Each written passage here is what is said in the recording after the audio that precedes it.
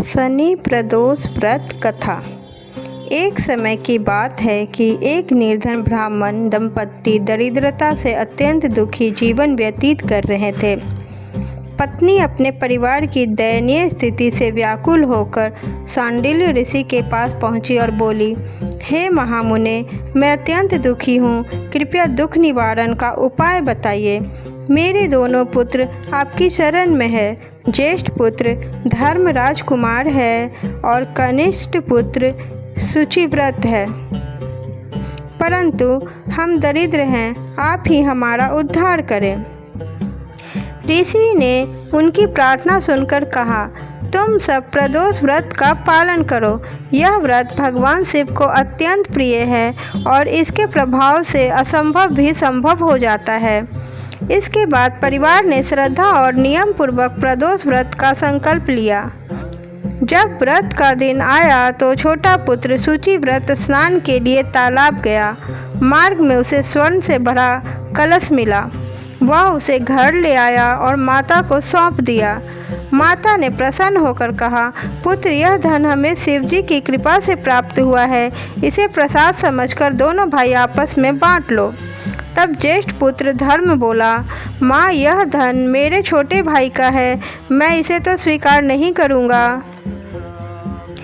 जब स्वयं भगवान शिव और माता पार्वती मुझे देंगे तभी मैं स्वीकार करूँगा। इसके बाद वह भगवान शिव की आराधना में लग गया। कुछ समय बाद दोनों भाई वन में भ्रमण को निकले। वहाँ उन्होंने अनेक गंधर्व कन्याओं को क्रीड़ा करते हुए देखा। शुचिव्रत वहीं ठहर गया, जबकि धर्म राजकुमार आगे बढ़ गया।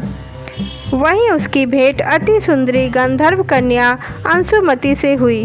वह राजकुमार को देख मोहित हो गई और बोली, मैं गंधर्व राज विद्रविक की पुत्री हूँ, विधाता ने हमारा संयोग से मिलाया है। अंशुमति ने मोतियों का हार राजकुमार के गले में डाल दिया। राजकुमार ने स्वीकार करते हुए कहा, हे देवी, मैं निर्धन हूँ। कन्या ने उत्तर दिया, धन की चिंता मत करो, मैं तुम्हारे साथ हूँ। फिर वह अपने सखियों के संग चली गई। कुछ दिन बाद गंधर्व राज स्वयं कन्या के साथ वहाँ आए और धर्म राजकुमार से बोले, हे राजकुमार, जब मैं कैलाश गया था तो शंकर भगवान ने मुझसे कहा कि धर्मगुप्त नामक राजपुत्र इस समय निर्धन और राज्यहीन है। वह मेरा परम भक्त है, अतः उसकी सहायता करो और अपनी कन्या का विवाह उससे कर दो। महादेव की आज्ञा मानकर गंधर्वराज ने अपनी कन्या अंशुमति का विवाह राजकुमार धर्म से कर दिया। साथ ही उसे धन संपत्ति भी प्रदान की। भगवान शिव की कृपा से धर्मगुप्त ने समय आने पर अपने शत्रुओं का दमन किया और राजगद्दी पर आसीन होकर राज्य का सुख भोगने लगा।